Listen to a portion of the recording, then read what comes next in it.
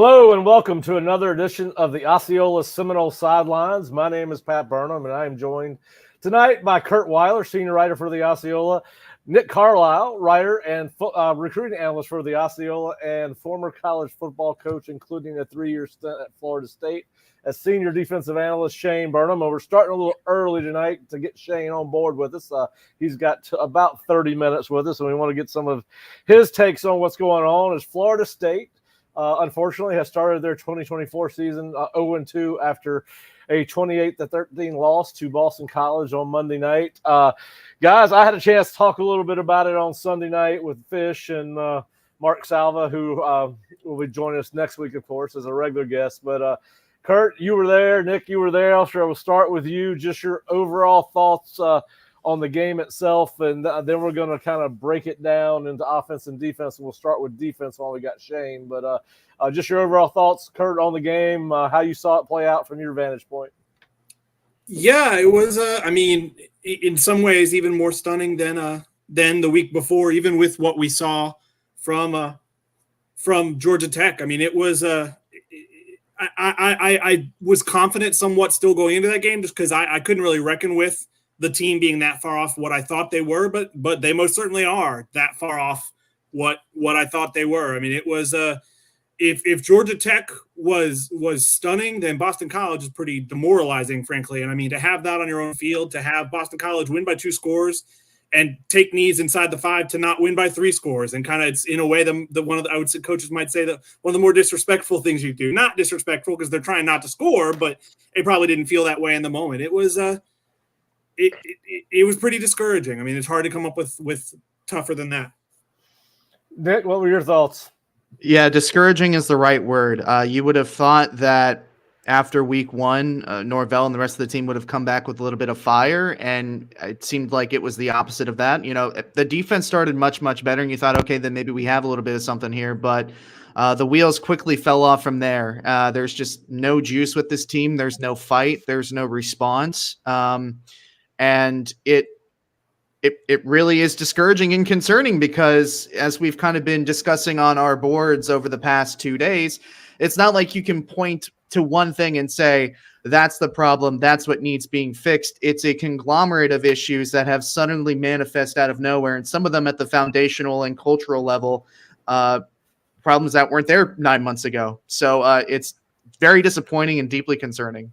All right, now hold on for a second, guys. We've got a note from one of our subscribers saying that they can't. I haven't seen it from anyone else, so I wonder if it's a them problem. Let's see if anybody else. We'll see I went on the YouTube and I double checked, and I was getting sound. So maybe William, perfect. if you want to try a restart there. But if anybody else is experiencing technical difficulties, please let us know so we can get things on track here. All right, Shane, listen, obviously we're not going to ask you to say any more than you're comfortable with saying. You have friends in that building, and we appreciate you coming on and talking with us. And but just your overall thoughts on the game, and really how surprised are you? And I know that you are a big believer in Mike Norvell. How surprised are you at what's going on down there at Moore Center right now? Yeah, in a word, I was shocked, really, at what happened Monday night. I just thought the response you'd get, the emotion, the intensity, knowing you're the only game in town on Monday night on Labor Day, I don't know, at home. So, yeah, I was just shocked at the lack of that, the lack of all those things you guys are talking about. So, really no different feeling here.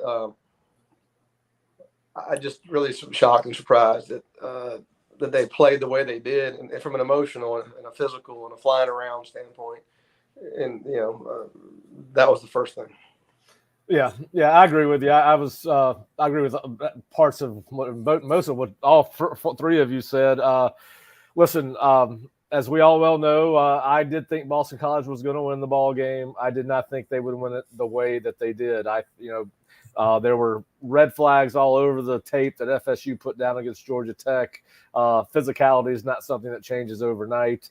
We saw that missing again on Saturday. I don't know how you make guys tougher than what they are already in the middle of the season.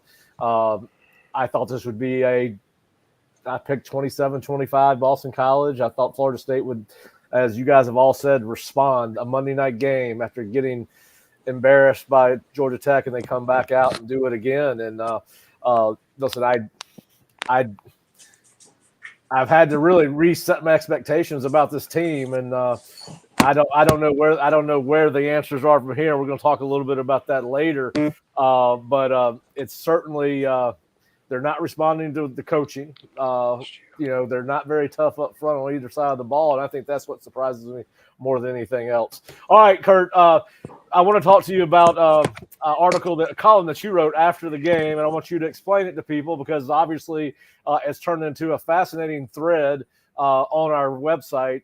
You talked about, is there a college football snub hangover? And I think I just want you to explain it, your thought process behind the article, and then we can all share our opinions on it. Yeah, I think the column definitely did its job. There was some pretty interesting discussion on our board yesterday, I think still going in today, about, I think some people can see it and can see it as a possibility. I think some people either don't want to or disagree. And that's, I'm not offended if anybody disagrees with what I think. Everyone's entitled to their own opinions. I struggle to reckon with. There are on-field reasons why. We knew Florida State lost a lot. We thought highly of a lot of the transfer guys they brought in, and some of them either haven't played at the level you hoped they would through a couple games.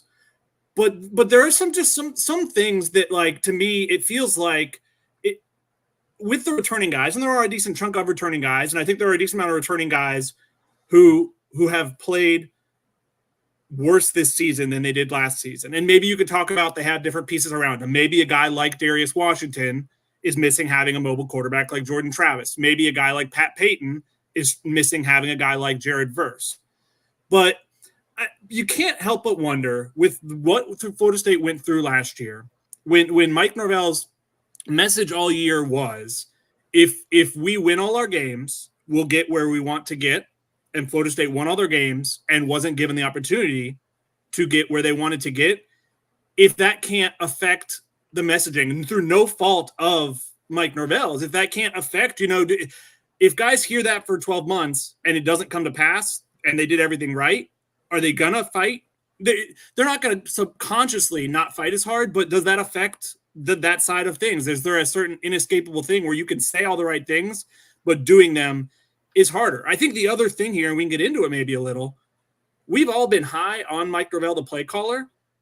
And through 2 games this year, I think we've questioned a lot of it. I think there's maybe been a hangover effect from him that we haven't seen much. I think he's done a good job, even when the teams weren't as good early in his tenure, of creating plays. And I think we haven't seen that. We haven't really seen the balance of play calling yet. It was too heavy on the run game 1 and maybe a little too heavy on the pass game 2. And we haven't seen the balance yet. And so that's been confounding in a different way, and it makes me question some things. Yeah. Now, Shane, I don't know how much you want. I'm going to let you respond to what Curt said, and do you think there could be a college football playoffs? You've been in locker rooms, and just so happens, Florida State's locker room. I'm of the opinion that the players and coaches move forward, put it on. That has very little bearing. But what are your thoughts? You've been in a locker room a lot more recently than I have. Yeah, I agree. I think more with that side of it. It's new year, new team, especially now with the portal. I think the complexion changes even more so. But that was a devastating blow. There was certainly a lingering effect to that. I think at some point, though, you got to get up, brush yourself off, and keep on moving. I might go back and let's look at how Notre Dame responded the year after Florida State won the Natty in '93, when they had Auburn after the 2004 season, I think, when they went undefeated 13-0. And what did they do with Tubbs after that?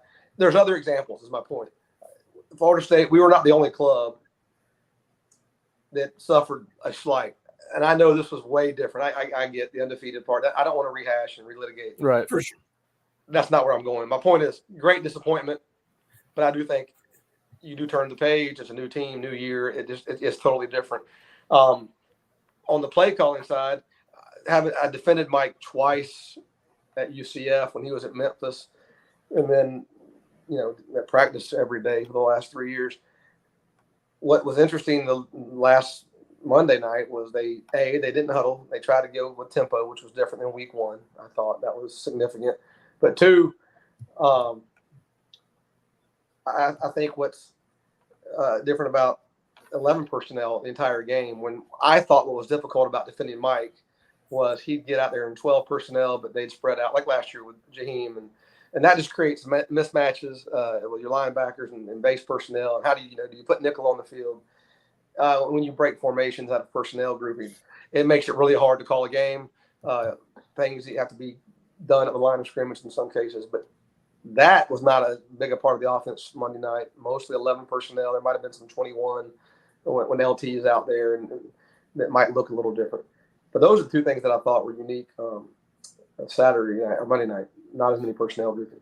Yeah, listen, I think part of that is they just don't, the tight end room is, it's just nothing there. It's bare, and then on top of that, you got Marlock that had a really tough game. We'll get into that. But yeah, I think that's part of it. There's not a Johnny Wilson, there's not a Jaheim Bell that you can put in the slot. And I think that's part of it. Now we can talk about that a little bit. But Nick, I want to come back to you on the college football playoff snub philosophy. I know that you claim to have PSD or whatever it is, post-traumatic stress disorder, PTSD from it. You did that, talked about it for months. Where are you with what Curt had to say about having some lingering effect on this football program?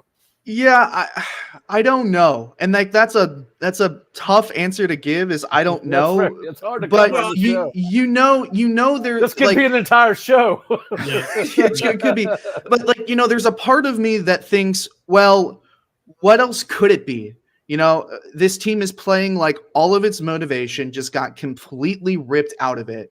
Which you would think that they would be motivated by what happened to them, but maybe the right buttons haven't been pushed. Maybe they're just not like that.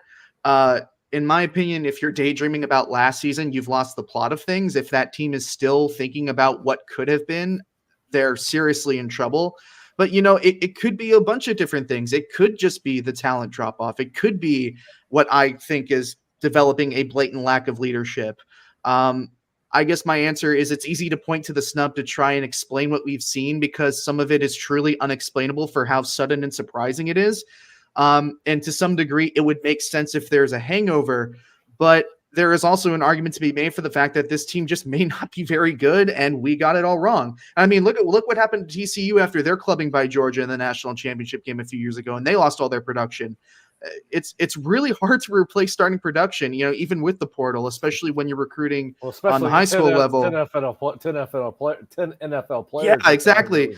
And especially when you're recruiting on the high school level, it's the elephant in the room. It's been lacking at some key areas and some key positions that are rearing its ugly head. So there, like I said, there's a part of me that thinks, what else could it be besides a hangover from one of the most I guess, what's the word I'm looking for? Surprising events in the history of college football. But there's also an argument to be made for some of the more like realistic things, and that's talent, a lack of talent. Shane, what are you doing? you're making us all dizzy. We're trying to throw the show back to you. This is how we felt on Monday watching the game. I mean, we rearranged the whole show so you can talk, and now we can't even get you on. That's okay. I think we can have plenty to say. I think you're right, Nick. I'm by no means saying definitively I think this is what it is. It's kind of hard to explain all the things that have gone wrong and having rational explanations for all of them. You can for some, but all of them at once. I mean, there's outside of special teams, there's not an area of the team you point at and say they're playing well right now. And that much going wrong at once is what makes it so unexplainable. Yeah. I'm not mentally ready for the best players on the team to be the special teams unit again. I'm not mentally ready for that. Hey, quit stealing my ideas, Nick. That's not coming out till tomorrow. It's not coming out till tomorrow. You can't give it away. I haven't read them yet. We can't know. We're supposed to read your mind, Pat. Somebody's been inside takeaway Thursday. I haven't touched it. I promise. I haven't touched it. All right. So Shane, while we got you, and please, for the love of God, do not turn your phone anymore. I thought I had an ear infection and was losing my balance. That's why I was trying to get on the computer. Not my phone. Yeah, I know. I'm a rookie. It's my second podcast. Yeah, he's a rookie. See how he responds. He's a true freshman. He's a true freshman. He talks to me just like a little brother would talk to an older brother. All right. So Shane, listen, let's go start with the defense. Listen, man, I think we all thought this defense would respond accordingly to what happened against Georgia Tech. I think my biggest disappointment in what happened on Monday night was that Boston College came out and said, here's what's going to happen. We're going to line up in running formations. We're not going to use a lot of motion. We're not going to use a lot of eye candy. In fact, we're going to bring everybody into the box, and you can have all 11 or 12 guys, depending on how many Florida State chose to play with on a given play. They came out and they didn't try to run the ball off tackle. They didn't try to hit the perimeter. They said, you know what, boys, we're going to run into your A and B gaps, and we're going to do it all day long. And that's what they did. You're very familiar with the personnel on that side of the ball. I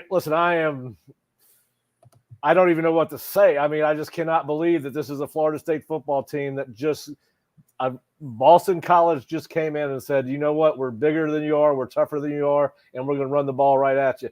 What's going on over there?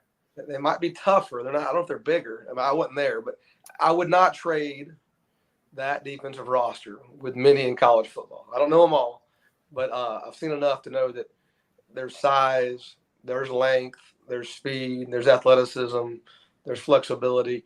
They have dudes that can play. It's not happening right now, as Mike alluded to in his post-game press conference. Whatever that disconnect you guys were talking about, why it's not happening, but they came, and I'll go back to the week one comments. If you watch that game formationally Monday night, they got in a ton of pistol sets, and not to repeat myself, but the information there is harder to gain on defense. The play action you can create off that when the quarterback actually turns his back to the linebackers, to the second level, the third level. That doesn't happen in college football. In college football, in the offset back, everybody can see the mesh. Our eyes are on it. It's hard to, really buy people's eyes. The pistol, between how it affects your ability to fit the run, the ability to get downhill, and then the play action move passes, really effective. And that's going to be probably a recurring theme until they stop it. But I thought they did a great job getting in there. They did some motion into some condensed sets. They caused Florida State to communicate pre-snap after they got lined up, and that's where you saw some of those out-breaking routes in the flat and up the sideline were able to, were caused by miscommunication. Some of the in-breaking routes you saw that were open, and even some of the touchdown on Blake were by the nature of the defense, he has got to grab that route, and he's out-leveraged. I just thought they did a really good job attacking Florida State again. How can Florida State, because obviously it's the game plan now, 2 games in a row, what adjustments can Adam make? What adjustments do you think Adam will make moving forward? Well, when you see things, when people are getting in these condensed sets and they're forcing this communication, you got to change the communication. So let's just say you're playing on top of 3 receivers, and let's say the book on Florida State is to play it a certain way. We'll call it a box. Nichols got first to the flat. Mike's got first inside. Corner and safety have the first 2 up. You can play it that way on tape a lot, and people start attacking it. Okay, how do we change our leverage? Right, let's make the corner the hard player. Let's push the safety over the top. You roll coverage to it. Your first answer is give them a change up so they can't book you, so to speak. Whether that's unbalanced is showing up a lot the first 2 weeks. Most people in college football, if you show them an unbalanced formation, they go to an automatic check. They're going to check to a certain thing, and that's a great way for an offense to drill you into a call. So now the change up is, okay, we got to be able to play our defense. And that's more coaching, that's more mental gymnastics, but it gives you an answer. So I think changing up some of their stock answers, right, that'll help. Just giving those guys a different bullet. And then ultimately, I think what I didn't say in my first answer was they got to start playing with more intensity. They got to get off blocks. At some point, look, they're going to have a hat for a hat in almost every run, and you'll gain a hat late somewhere. That's not how you play good defense. You play good defense by getting off blocks up front, by pulling blocks off guys up front with the way you play at linebacker and allowing those guys to play. And then if you can't pull them off, you make plays yourself. And they got to play faster. They got to play more physical. And that's coaching. Yeah, it's your job to get them ready. But I'll be honest with you. That's you can't put that inside somebody. Those kids got to decide that's how they're going to play Saturday. Yeah, well, I know you watched the game a second time. I want to ask you specifically on the defensive side of the ball, if you are going to stay with us for. There you are. I thought that we got you. We got you still there. You hear Shane? Hey, we still got you, so don't say anything you don't want anybody to hear. I was going to ask him if there were some bright spots on the defensive side of the ball because I know he did watch the game again. All right, so I'll throw that question to you guys. We'll see if we get him back. Now, listen, as a group, it was a bad day. They couldn't. Shane, we can hear you, buddy. Here, let me see if I can. Hey, Shane, we can hear you. The phone. Oh goodness. Computer figured out. We'll get the computer. Anyways. Yeah. So listen, I think on both sides of the ball, guys, since it was a bad effort from the offense didn't play well, the defense didn't play well. I think what this coaching staff has to do is go look at individual efforts, right? And we saw more people play on the defensive side of the ball than we did the week before. We saw more substitution, all those kind of things. Shane, can you hear us? I got you. I'm sorry. Okay. All right. So what I was going to ask you and what I just said was, listen, it was a bad night for everybody involved on both sides of the ball, collectively as an offense and a defense. But I think what this coaching staff has to do is go in and find individual efforts that they can build off of and build a defense and offensive unit around, right? And they play a lot more people on defense on Monday night than they did last Saturday against Georgia Tech. I think that Daniel Lyons needs to be inserted in the starting lineup right now over Darrell Jackson or Josh Farmer. Take your pick because you're not getting a lot out of either one of them, quite honestly. And so my question to you is, and it's a question to all three of you, Shane, I'll let you start since you're on limited time. What individual performance on defense were you impressed with or found hope in as you watched the game the second time? I didn't notice Fintrell in a good or a bad way, so I assume Fintrell held up for most of the night and made tackles. I didn't see him miss. So I'm assuming Fintrell's playing good football for him. I thought after watching the game a second time, not that Darrell was highly productive by any means, but I thought Darrell was more effective this week than he was last week. Outside of that, it was hard to find a bright spot to me. I think a lot of guys, you got to step their game up. And then I'll touch on maybe Nick might have mentioned leadership or trying to grow that as a staff or trying to develop that in a program.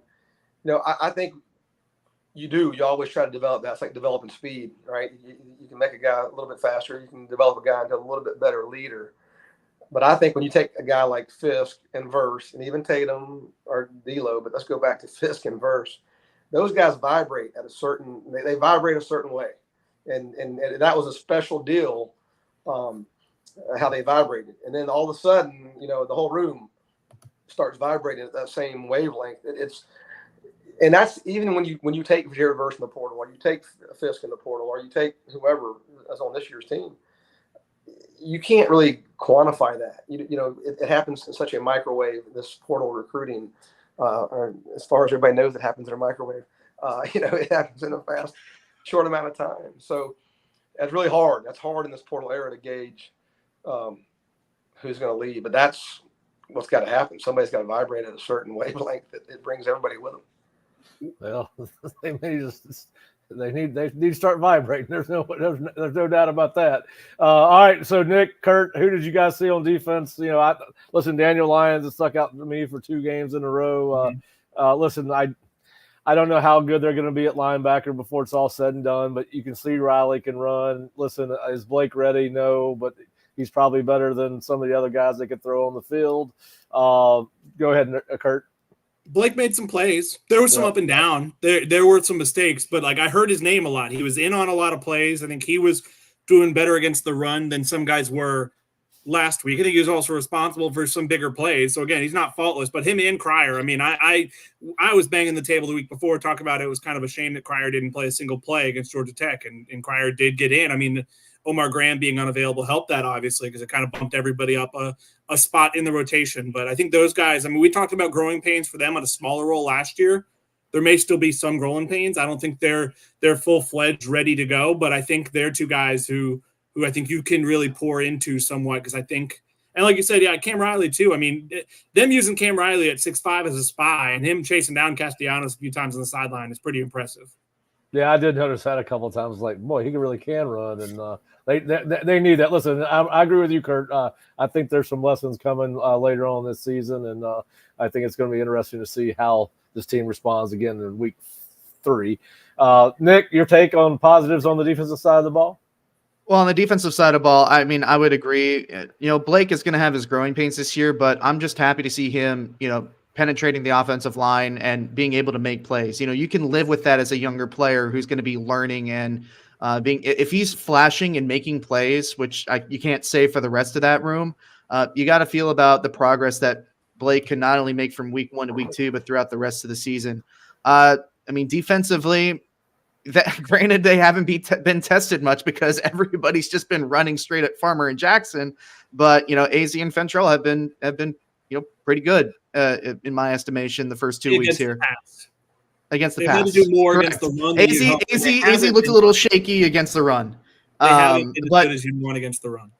For what you want them there for, though, their lockdown abilities on in the passing game. They've been pretty good there. I know they're gonna get a chance to show it. Exactly, but I know we're going to talk about the offensive later. But like when you talk about people that flash from the game on Monday, Kentron Portier is the first name that comes to mind for me. I thought the play that he had. Probably one of the. We're going to talk about that on offense. Yeah, we'll get to it. I'm curious, Shane, what were you going to say about the physicality? I'm just giving you a hard time, Nick. Go ahead, keep on going. I mean, if you're rolling, so, right just to finish the thought. I mean, I thought the play that he had on his touchdown was probably one of the most physical plays that we've seen from anybody on this team in the first 2 weeks. Being able to shove a dude off of him, break somebody's ankles, and dance into the end zone. That's probably one of the most physically impressive plays. And in terms of intensity and hunger and actual drive, that's one of the more impressive plays that we've seen from anybody in the team in the first 2 weeks. But that's what we're talking about on the offense. Yeah, I agree. You were making a valid point, so I just wanted to see. Hey, Shane, you play linebacker? Will a linebacker coach or defensive coordinator ever figure out how to cover the wheel route? Again, those are. Those are schemed up plays. They do a good job putting those guys in those situations where they got to communicate and pass that off. And you do it a lot of different ways, so it's got to be done different ways sometimes as an offense to force us. But it's certainly needs to be fixed. Again, I'd go back pistol run fits. They got to figure out how to fit the pistol run game, and then their ability to work through match quarters. So essentially, what we did at Florida State with Adam is you're playing what they call match quarters. That every route is taken man to man with 2 high safeties insulating the routes, right? And if you're going to play that way and not zone things off and play vision coverage, people are going to force you to then pass these routes off and then play man from there. And they're going to force confusion mentally, physically, how to work through those things. And that's what you're seeing. It's just everybody knows you're in a man quarters match team, and they're going to make it really difficult for you to match and then try to create a mismatch in that match. And that's what you're seeing. And, those things are, reps. You had 2 really senior linebackers. Tatum had played in this system before he played in this system with us at UCF with Randy. It takes some time, and people are just doing a good job attacking. All right, we got a question that's probably better suited for you than it's not it's a statement, but I'm going to turn it into a question. Okay. The defensive tackles are being double teamed. The defensive ends need to step up. If that happens, the D-line will show improvement. One question, is there anything schematically that Adam and Odell can do to not force them to or help them get off double teams? Is it more of they're purposely taking on double teams to let the linebackers run? Tell us a little bit about schematically about why the defensive tackles are being double teamed, and if there's what they can do from a scheme standpoint to try to free those guys up, for lack of a better term. Yeah, I think Adam and Randy, those guys do a great job scheming the defense where you can't double them. I think these last 2 weeks, the pistol that allows every offense to kind of get the double where they want it. So to take the double off, you got to move the front, right? So you got to start being manipulate your front, move it where you're not a sitting target. That's not really who Florida State's been under Adam. That's not really their MO, to jump gaps, move around. They're going to try to slug it out with you. In a rudimentary way, they're going to try to slug it out. We're better than you. And, when you start jumping gaps, sometimes you jump a gap too far, and that can create problems. But that's what you got to do to create singles, whether that's with pressure or just line movement itself. All right, one more question for you. We know you're getting ready to have to leave us, but James Amon says we've got some talented guys. He agrees with you. You've already said that they've got some good personnel up front. They just aren't working together, trusting each other. You've played on you started at linebacker for 2 years at South Carolina. You've coached for 25. How, at this point in the season, how do you do it as a player? How do you do it as a coach? How do you get these guys to communicate better, to play harder, to play together? All those cliches. How do Mike and Adam get this going on both sides of the ball? Because there are some talented football players on this football team. It's not bereft of talent by any stretch of the imagination. How do they adjust at this point? I can promise you, Adam, Mike, whoever, Alex, that they're all doing everything they can to force that issue, whether that's through reps, put them in those situations that are hurting them. They're doing everything they can to answer that question themselves. And Michael overturned every stone. There's virtual film rooms for those guys to get extra reps in. There's there's a meeting schedule for the players to call meetings themselves, and get together and watch those tapes and communicate in real time. That's what it's going to take. I think at the end of the day, it's going to take those players investing an insane amount of time above and beyond whatever it is that hadn't worked yet. And that's in the film room together, and then the shared suffering. I'm telling you, at some point, there's shared suffering's real, and they might just get fed up with it, and they might get tired of hearing us talk. And I don't think they listen to us, but on Twitter, they might be on the Twitter listening. Well, if Dion was here, Dion would be listening to us because Dion hears everything. But he'd be in the comments. He'd be in the comments section right now. You are definitely not asking Dion any questions at his next press conference. That's for sure. That's right. Well, I don't think shared suffering helps. All of us. Yeah. I think it's that, and then I think if you want to take some of those problems away, the simple answer to me would be go play some vision coverage. If matching these routes is hard, and you feel like you got a really good looking team and Blakes and Criers and Ventrells that can run and they have size, let's go play some vision coverage where we don't pass anything off. We just kind of landmark our drop and we break on that ball when it's thrown and let our athletes go be athletes. Maybe that's the answer to, take some of that off their head up front. Again, if you want more singles, you can play more 5-man fronts, right? You can play more bear or more under type fronts where you can say, listen, we're going to take at least one double off of you because we're putting another guy on the end of the line of scrimmage. You saw some of that actually Monday night. They played some bear fronts, mostly on third down. But that's the answers to me. Yeah, we need to get you and Mark on a grease board so y'all can. I know what bear is. I know what bear front is. I'm not sure. Yeah. The 5-man front. Yeah. You're trying to get 5 one-on-one blocks in the pass game, and then essentially in the run game, the way I'd see it, you'd have 3 one-on-one blocks and 1 double team. So. All right. And before we let you go, they got basically 10 days before their next game. Does that give Mike and Adam and all the position coaches a chance to enough time to regroup and try to get the ship right ahead in the right direction? Yeah, I miss coaching, but boy, I don't miss being in that building these next 2 weeks. That is the worst time in the world to have an open week coming off a loss. It's even worse coming off 2. It's even worse when you're number 5 in the country or whatever it was, and it's gone the way it has. Again, I would, as old school as you can be nowadays, I bet there's going to be some really intense practices. I bet you guys are out there. I bet there's going to be a lot of come to Jesus type meetings. I would think honest, hey, this is how you're playing. This is what has to happen. Yeah, it's a terrible time to have an open week, but because you got to stew in it, But again, that shared suffering. Maybe this is what they need. And maybe they need to stew in it for 2 weeks and hear this, whatever they do here, whether it's from their coaches, whether it's from their families, whether it's from us in the media. Maybe it is a good time, but it's typically you don't want to go into an open week. It makes it miserable. It's a terrible place to come in at any place, not Florida State. No, that's a long. Yeah, you're right. I remember those days at South Florida, and as a player, it's tough. It's tough.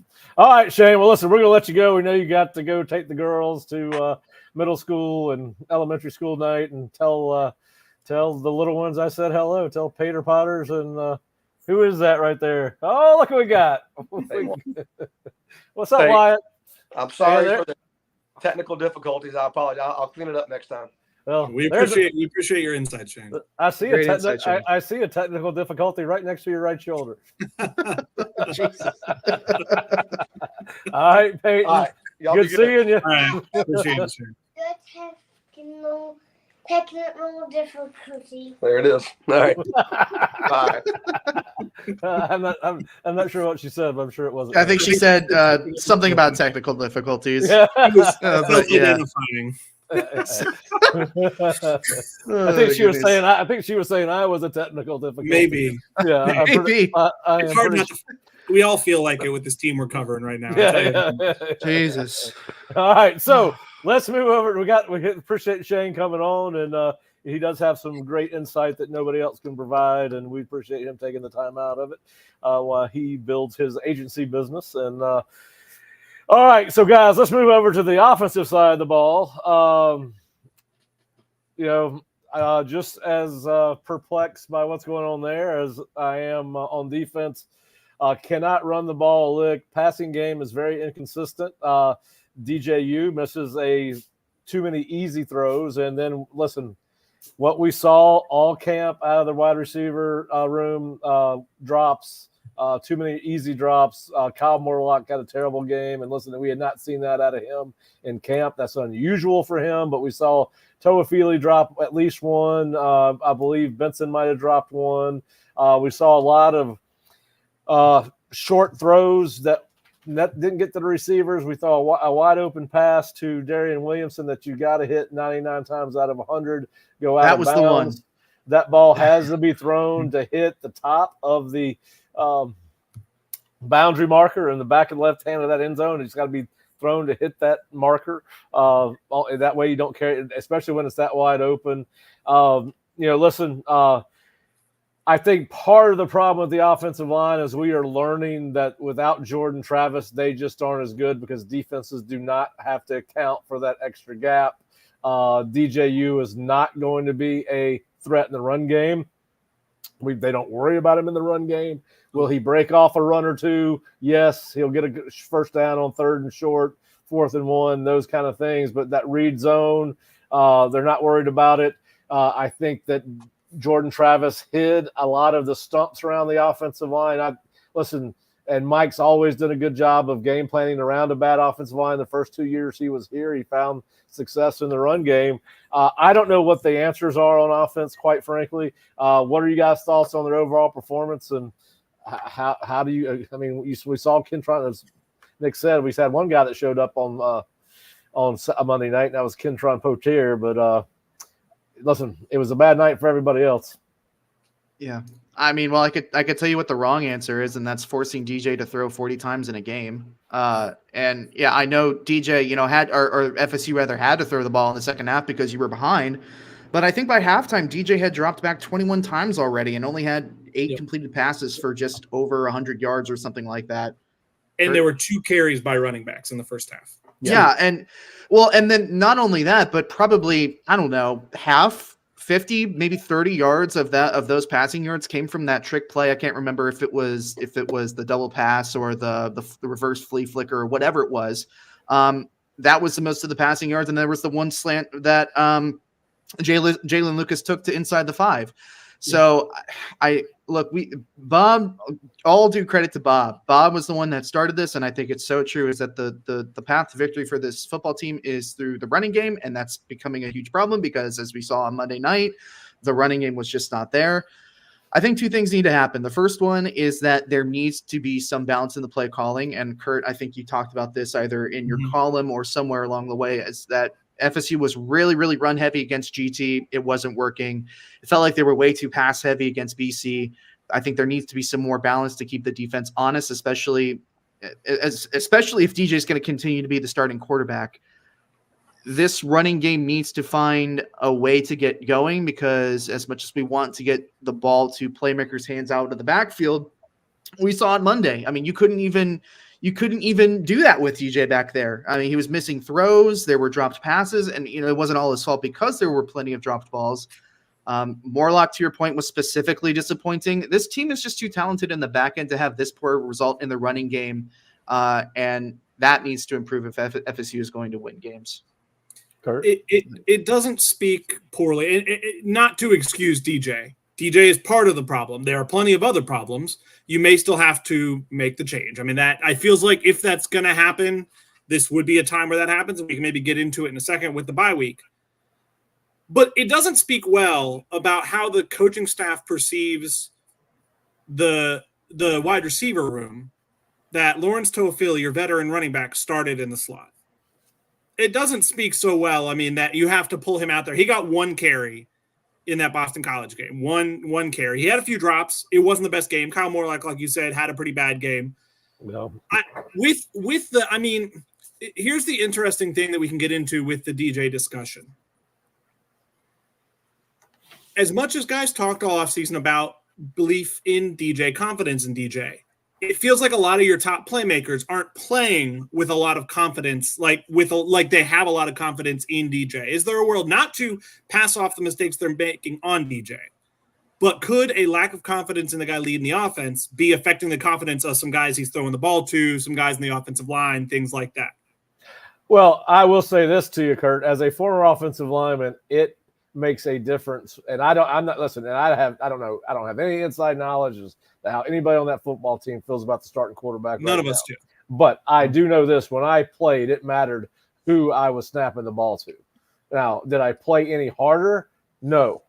Did I play? But I believed if whether it was high school or college, depending on who was under center, I had a better belief in our team's chances of winning than I did the other. And I will tell you the other thing on offense. One of the other problems, and I do think, I think Jordan Travis hit a lot of the issues with FSU's offensive line.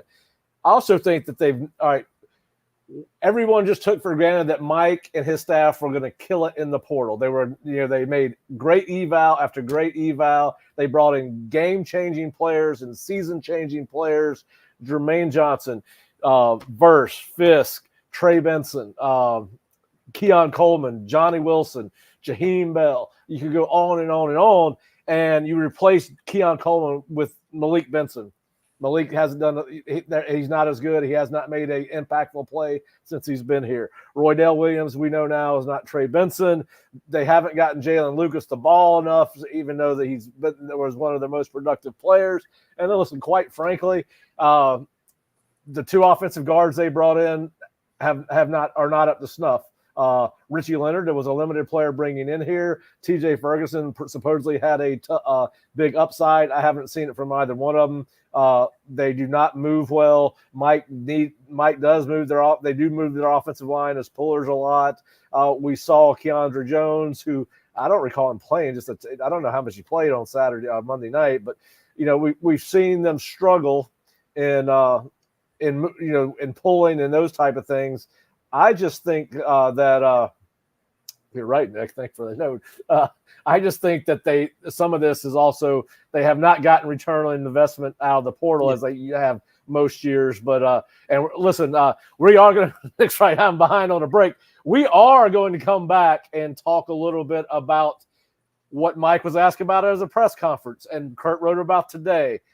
Is this a time Mike's going to experiment with possibly inserting Brock Glenn at quarterback in some capacity, right? So we'll be right back in about 90 seconds, and we'll talk a little bit more FSU football and where the Noles go from here after losing to Boston College 28-13 on on sorry, I didn't mean to make it worse than it already was on Monday night. We'll be right back.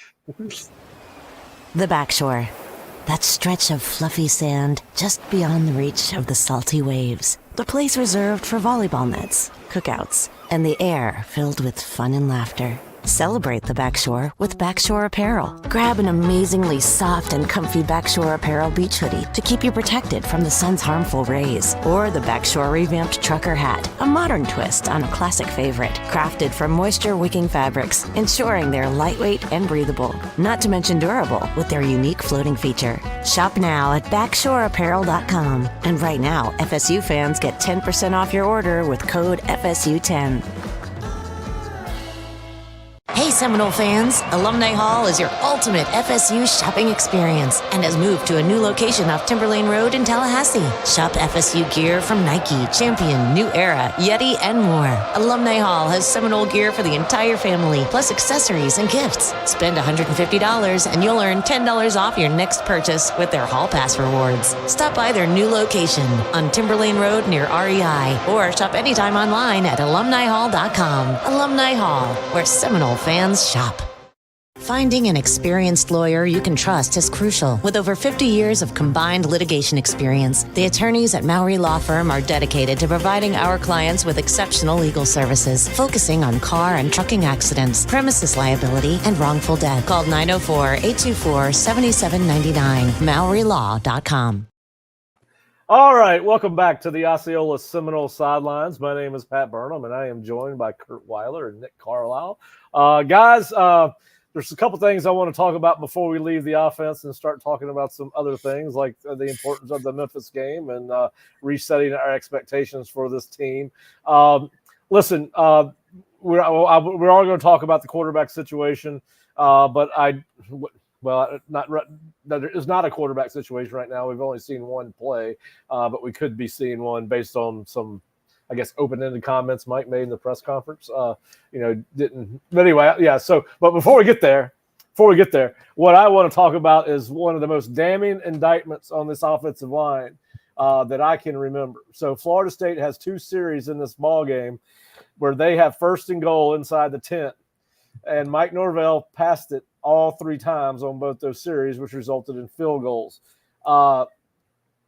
One of them, I believe, started at the 6-yard line. They chose to throw it three straight times. One of them was the famous overthrow. One was behind Morlock. Guys, to me, and Mike mentioned in his post-game, in his in-game interview, that they had to establish a run. They never established a run. I cannot think of anything worse as an offensive line is to walk back into this meetings this week and know that your head coach, your play caller, did not have enough trust in you to allow that offense to try to run one running play on two goal line series. Just your thoughts, agree, disagree? Did he do the best? Did he do what he thought was right? All those things.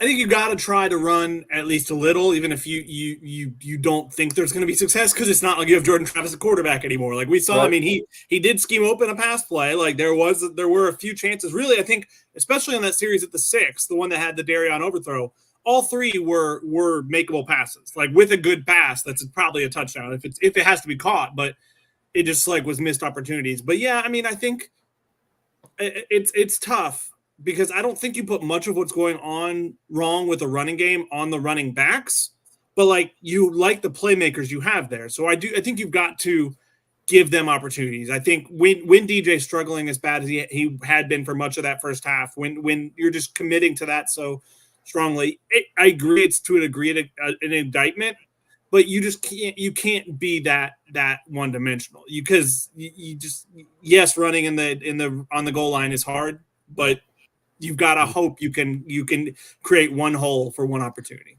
I think you were about to repeat. You just can't. I think you were right. I mean, we could have just said that for this. Yeah. Every question you've asked, just can't. Just can't. All right, Nick. What are your thoughts on that? Just quick. I have to agree. I didn't notice in the moment that Norvell went past all 6 plays, but even. What would be the best time to run your 6'5", 240-pound quarterback? Maybe get a little bit of a push on the offensive line. an RPO and try and get behind the offensive line. Like even like there was no design runs, there was no handoffs. Obviously it would look a lot better if DJ didn't overthrow completely Darion in the corner of the end zone. But I mean, even so, like, yeah, I mean, it would have been 10-14 at that point with like a minute 30 left, a chance to get the ball back in the second half. Anyways, God, that I don't know about anybody else, and I know I'm getting off topic here, but that has like a screenshot in my mind from that game. Just that overthrow. Yeah, listen, I think at the end of the day, Boston College was going to do what they want, run the ball. So I don't know if it would have mattered at the end, but it was disappointing for sure. Yeah. Well, all right, so right before that moment, I will say, I told you that I leaned over to Nick in the press box and said it right on that drive, not long before that moment. As crazy as this first half has been, Florida State scores a touchdown here. They get the ball at a half with a chance to take the lead. I do think it could have changed some things. I believe in the butterfly effect to a degree. Okay. Listen, I'm not saying it would have had some ripple effects for sure, but I just think the Boston College's superiority on the offensive and defensive lines, I think, is going to win the game. For a team that seems to struggle with, I think, a little bit the mental aspect this season, I think the going into halftime down by 4 instead of down by 8 makes a difference there.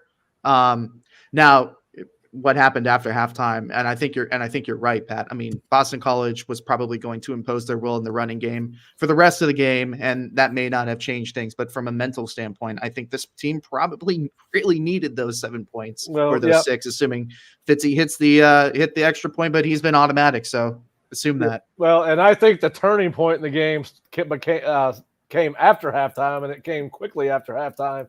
And I'm going to ask you both of you this question, and I'm not going to answer it because I'm going to town on this tomorrow. The fourth down decision by Mike, 4th and 5 at the on 47. You had a defense that had 2 3 and outs in the half. You're down by 8 points. You got a quarterback that's struggling to throw the ball. You got receivers that are struggling to catch it. You've got an offensive line that can't run block. And you've got a punter who has already put Boston College deep in its own territory twice. What do you guys make of Mike's 4th down decision? I think it was lack of awareness over analytics. He will argue that the computer told him to do so. He talked about it. What are your thoughts on the 4th down decision? I'm not sure that's actually one the computer says go. That to me felt like just trying to a bit of maybe a panic move and a bit of trying to instill some confidence by coming through in that moment. I wonder if I would think the math would not say 4th and 5 on your side of the 50 down by, what were they, down by 8, go. 8, yeah. I would lean to think that's the math says punt. So I think he might've gone against the analytics there. Yeah. I hated the call. That was like a call that I made when I've thrown 3 interceptions in a row playing college football 25. That's what that felt like to me. I absolutely hated the call. Now, the results of the play made things a lot worse, honestly. I don't think that the hat trick. A bad decision followed by a bad play call followed by a bad throw. Yeah. I don't know. Boston College probably would have scored with that field position if the ball went incomplete, for instance. But putting your defense, Mike was probably thinking about putting last year's defense in that position. This is not last year's defense. Let's hope he's not. That's how he made that decision. Let's hope. Well, yeah, but I mean, the point being, it's like that would be a position that last year's defense maybe could have recovered from. Not this year's defense. I thought it was a horrible decision. You have the best punter in the ACC, maybe even the country, and he already, no doubt. You already hit, what was it, like a 65-yard punt? It favorably bounced and went out at like the 5. Probably one of the best punts I've seen from Mastromanno. I didn't see a lot of too many punts last year, but like I hated it. I hated the play call. Listen, he pinned him inside the 20 twice in this game. He probably would have done, at worst case scenario, short of a unusually shank, which we don't ever see him shank punts. They would have started the ball with the ball no better than the 20. So, all right. Yeah. Anyway, I've got a lot to say about that tomorrow. I'll break it down as to why I think it was the wrong decision, and you can read that on Takeaway Thursday, but you got to wait till Thursday for that. All right, guys. So, Curt, you wrote a great article today on with some help from Bob, I should say. Team effort here. It was. All right. So listen, Mike got asked in the press conference something about, is it going to be open competition at every position? And obviously that led to, I was doing our show, so I didn't get to see everything. But is there going to be a chance for Brock Glenn to find his way into the lineup in some capacity, whether that be compete for a starting job or find some reps for him in a game? Curt, start with you. You and Bob worked on the story all day and over the last couple of days. What are your thoughts on what's going on with Mike Norvell, Tony Tokart, DJU, and Brock Glenn? Yeah, Mike got asked actually specifically about, was there a change considered at quarterback? It wasn't a general question. It was targeted. And that's the question you have to ask in that moment. And you're not going to get the answer. He's not going to give you the moment there in the aftermath. I mean, the fact is he might not talk publicly about the truth until the Memphis game. Because if he's making that switch, that's not a card he's going to want to tote out there publicly, obviously. But yeah, it's an interesting situation. I mean, I think the case can be made. You brought in DJ, hoping, because you only get 1 year of him. He only has 1 year of eligibility left, hoping he could be a bridge quarterback and hoping the pieces around him would be good enough. I think you hoped you might be able to improve him a bit, but I think you knew you were banking on the pieces around him being good enough that he could be a game manager who could have you in ACC title contention. Well, 2 games into the season, it's safe to say your season goals have totally changed. And again, the problems on the offense go beyond DJ. But I do think the case can be made that trying a guy like Brock, giving Brock a chance, could potentially fix some of those issues. I'm by no means saying Brock is as athletic as Jordan Travis. He isn't. But he is more athletic than DJ. He would change how defense. What? Very few humans are as athletic as Jordan. For sure. But he is notably more quick and more willing to take off and picked up quite a few more big plays with his legs during preseason camp than DJ did. I mean, it is more facet of his game. It would change to a degree how defenses have to defend Florida State. I think you could also say, I mean, I think I've seen some talk with the change of, and I will say, I thought DJ, and I know you might not agree, Pat, we can talk about it. I thought DJ was better than Brock on a more consistent basis in the preseason.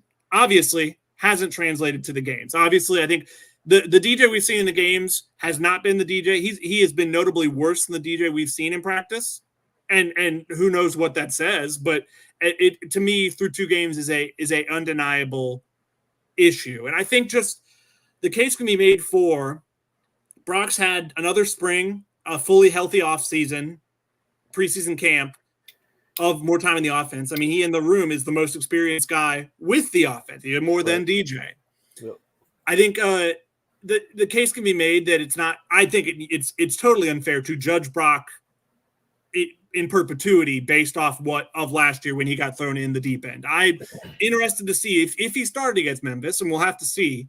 I'd be interested to see how he'd perform against a team that's not Louisville or Georgia, who were 2 of the best 15 teams in the country last season.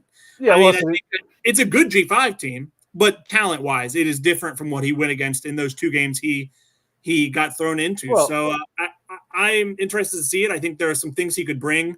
I think you have to start thinking about the future with where Florida State is, and if you're thinking about the future and playing DJ, you can't be doing both those things, in my opinion. Well, listen, here's the thing. I hear a lot about, well, he didn't do this against Georgia or that against Georgia. I'm hearing this from the same people that say that game didn't count. So these people just need to shut the hell up about that, quite frankly. I was more encouraged by that Georgia game than that Louisville game, honestly, especially considering that defense he was going against. When you're playing without your 5 biggest pieces of talent at the skill positions, it was like putting that kid out there with one arm tied behind his back.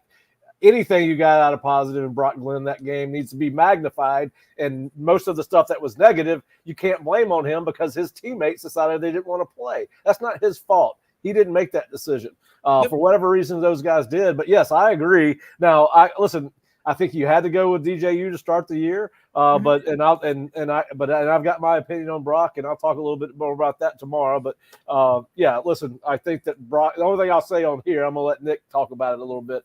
The only thing I will say is I think this offense, even if Brock is a step below DJ, which I'm not sure he is, not in games. Listen, I watched the quarterbacks more on 11-11. I thought it was a lot closer battle than most people did. Maybe I'm wrong. Maybe I'm right.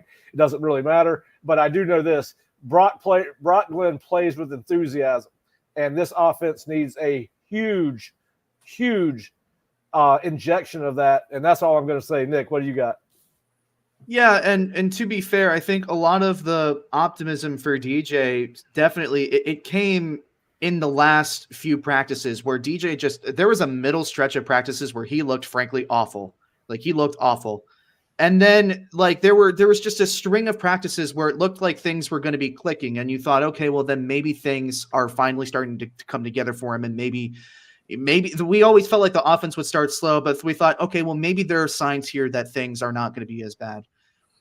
There is 100% a case to have Brocken be in there. I don't think he will start against Memphis, but if things continue as they are, I see no reason why you don't go youth movement and you throw him out there. DJ has had his opportunity. He has not looked good. And the more and more I think about this, and you can tell me whether you agree, disagree, you think I'm insane. I'm not trying to start a narrative here. Before you answer, insane. Insane. Is there a world in which, and you sort of alluded to it, is there a world where this offense just has not bought into DJ? Is there a world where inserting a guy like Brock Glenn that was there during the Orange Bowl, taking the lumps with everybody else, is there a world where putting him back in this game is a spark for this offense in a way that DJ could never be a spark for this offense? I think people bought in at the start of the year, and maybe especially as that Boston College game was going, and he was frankly unleashing quite a few like uncompetitive throws. The throws are just not close to, and not even that hard throws on that. He's missing some gimme throws. I think that affects that confidence. Yeah. Listen, I think that Brock can infuse some energy in that huddle. I don't, listen, I like his personality. I like the way he interacts with the team.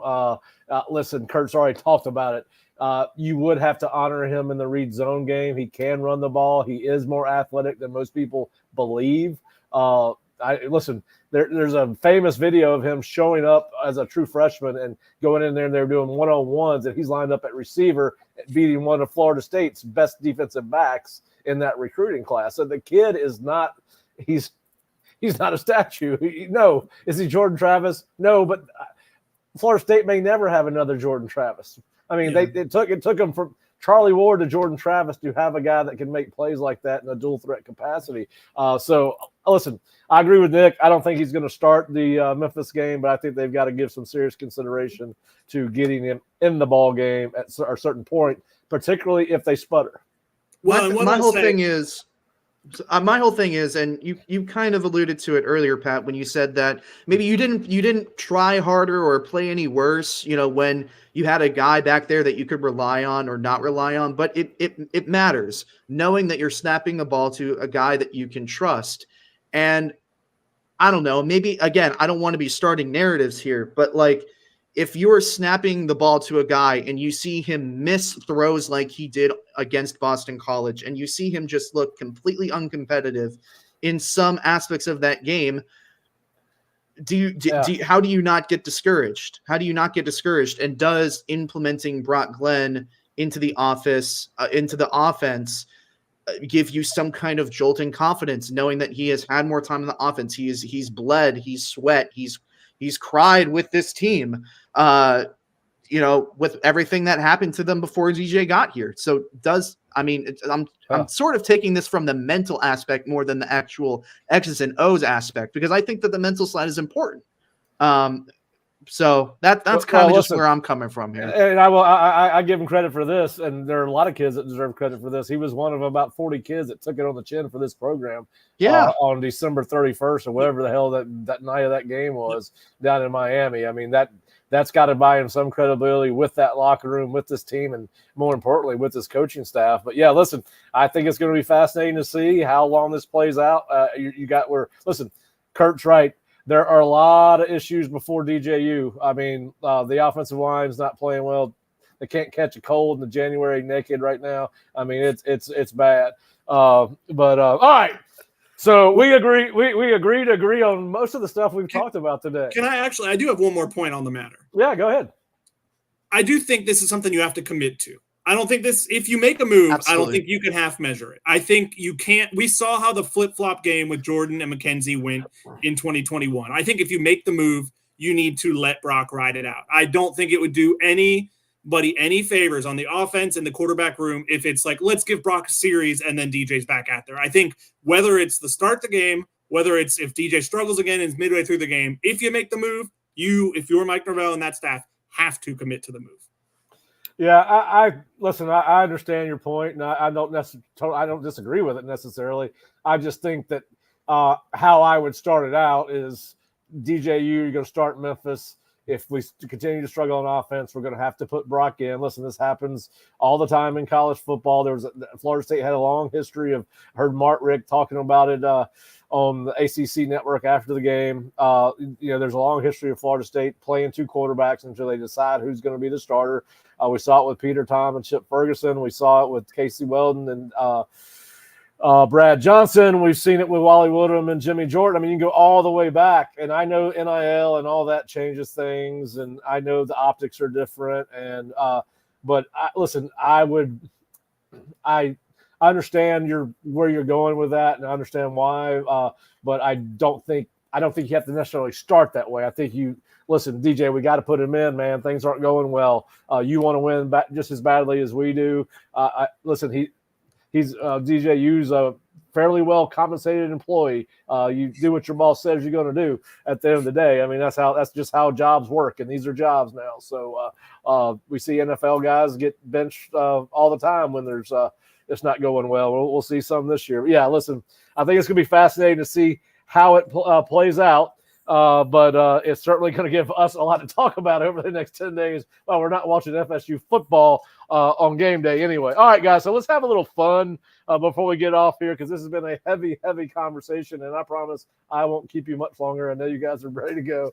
All right, so some of these are my ideas, other of them are not, but I saw by the way, you know that Florida State's having a bad year when Rich Eisen does an 8-minute segment on Florida State, which he did today. It was part of his college football segment, but and I love the Rich Eisen show, so I didn't watch that show too. Yeah, so it was pretty interesting. All right, so I think he had Neuheisel on today. Best chance of riding the ship: Clemson, Florida State, or Florida? Who you got? And you don't have to give me an explanation if you don't want to, or give me a short one. This season? Clemson. Agreed. Yeah, I mean, long term, my answer might be different, but short term, it's Clemson. This year, it's Clemson. Look, with Clemson, sure, the offense didn't look all that inspired, and I don't know that Cade Klubnik is the answer, or that he's going to be able to take the steps necessary that he needs to. But that defense held Georgia to 6 points in the half. You know, and eventually they happen to what most teams happen when they play Georgia as of late is they get Georgia. They just get beaten down, out big man, out physical, just worn down over the course of the game. And that score looks a lot worse than the game probably actually was. Was it a blowout by the end? Sure. That defense is going to be good. I would argue that maybe the ship doesn't necessarily need to be righted in Clemson. I mean, they got Georgia. I'd have to see more, but my initial impression is Clemson is probably the most. They'll still win 7 or 8 games. Yeah, that's a 7 or 8 win team. Oh, 8 wins. I think they might 9. Maybe 9 wins. 9. I don't have their ACC schedule in front of me. I don't know who they have and miss in the ACC. Obviously, they play here. It's about all I know. Yeah. I think they missed Miami, so that helps them. All right, now I do miss Miami. That's going to help a lot of people that don't have to play them, because they look pretty good. They look pretty good in week 1. They did. We can have a discussion later at a later show. I am curious if that was more about Miami or more about Florida. Well, I think with an open week we could come back and talk about the whole entirety of college football. Yeah, next week sometime. We should. All right, so I got a question for you. I don't know. I know you saw one in person. I'm pretty sure you saw another on YouTube, but worst post-game / weekly presser of the week.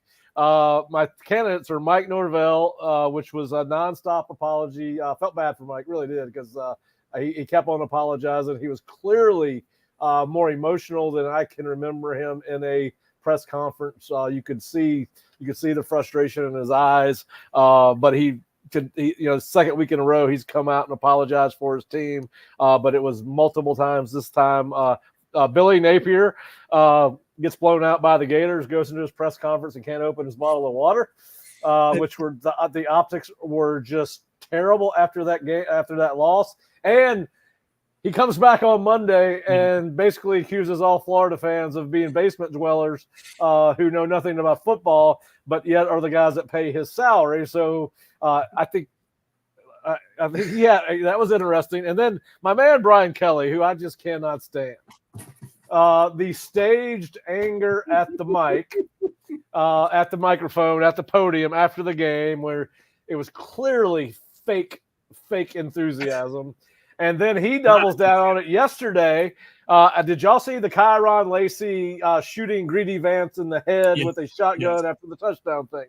All right, so he gets asked about shit like that at his press conference yesterday or today. I can't remember when it was. Probably yesterday. And he starts defending the wide receiver and another player but talking about they've come a long way growing up mentally and not being emotionally unstable. Unstable is not the word. Being less emotional, non-emotional.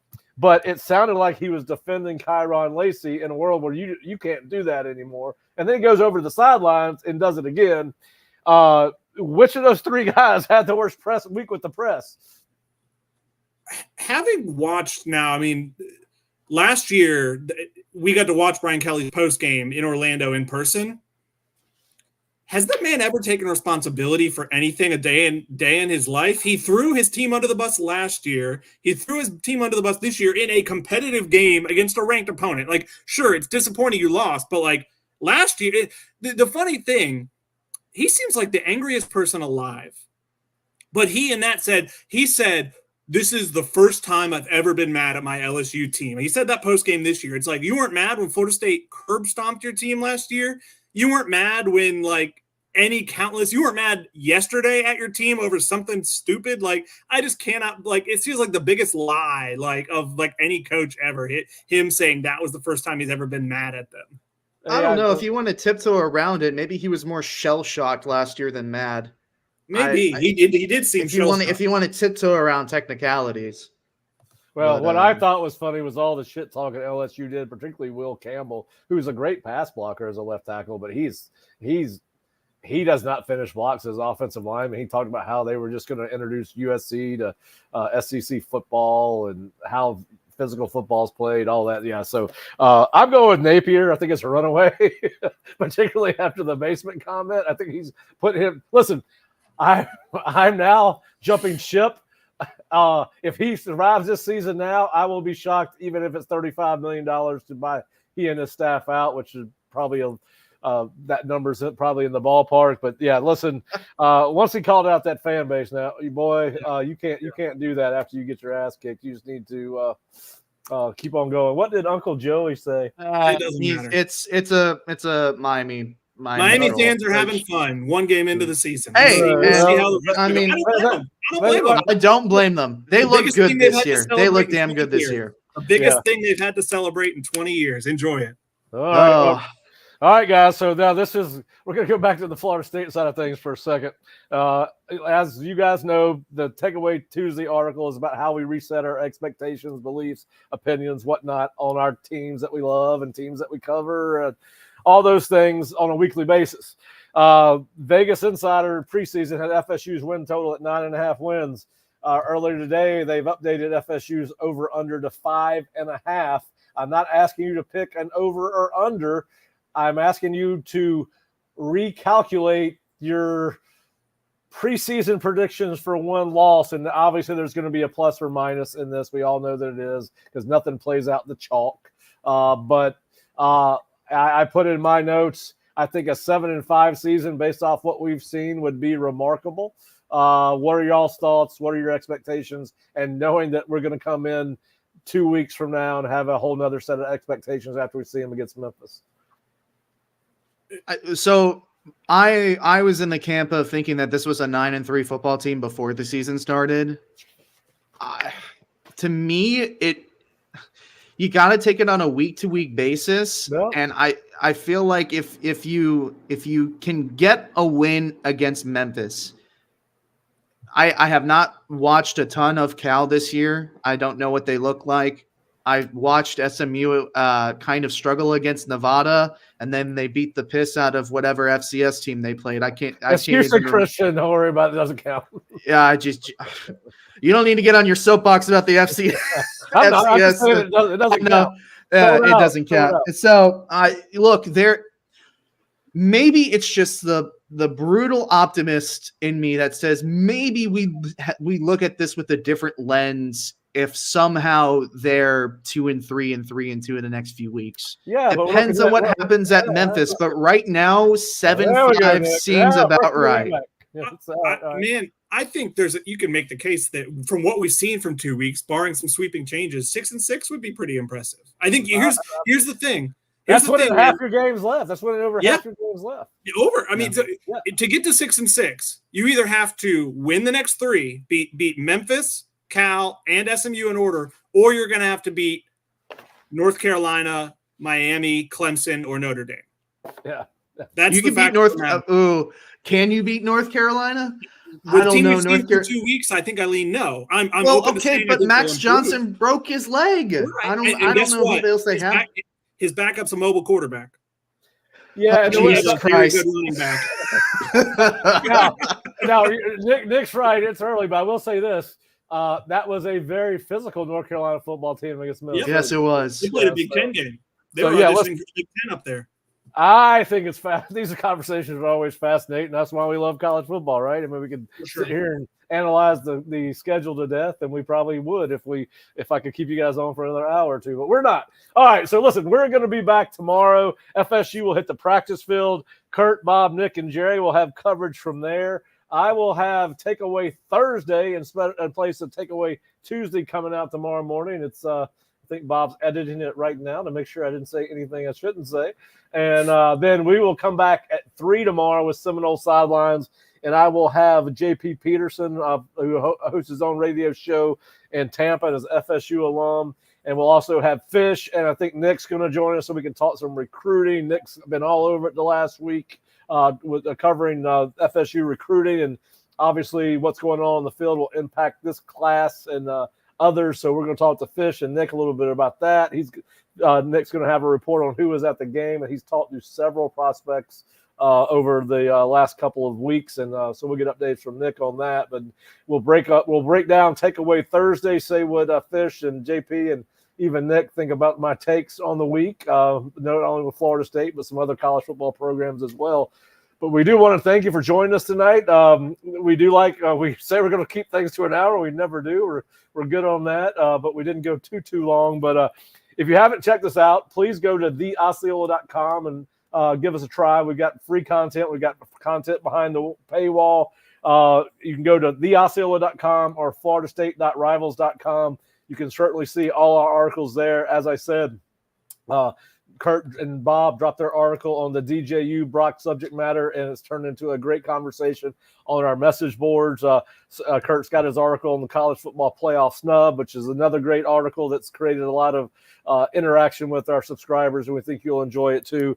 And then obviously, please hit the subscribe button if you're not an Osceola YouTube subscriber. Hit the notification button so that you can. And I think Nick's going to his computer. I think I know where he's going. I'm getting there. Hold on. Where is it? There we go. There we go. Hit the subscribe button. Yeah, there we go. And then sign up for notifications so you know when we're doing these shows live or taped.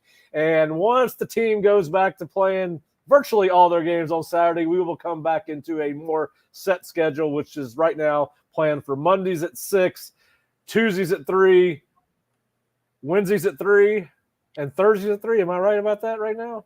Yeah, and they're pretty much regular the rest of the way because it's all Saturdays and one Friday. Yeah. Thank God. So regularity. Yes. Everybody will be back to be on a normal schedule. But hey, we appreciate you joining us. Nick, Curt, great job as always. I appreciate you guys jumping on with me. I'd like to thank Shane as well for giving us some insight into FSU's locker room and personnel on the defensive side of the ball. And we'll see you tomorrow at 3:00.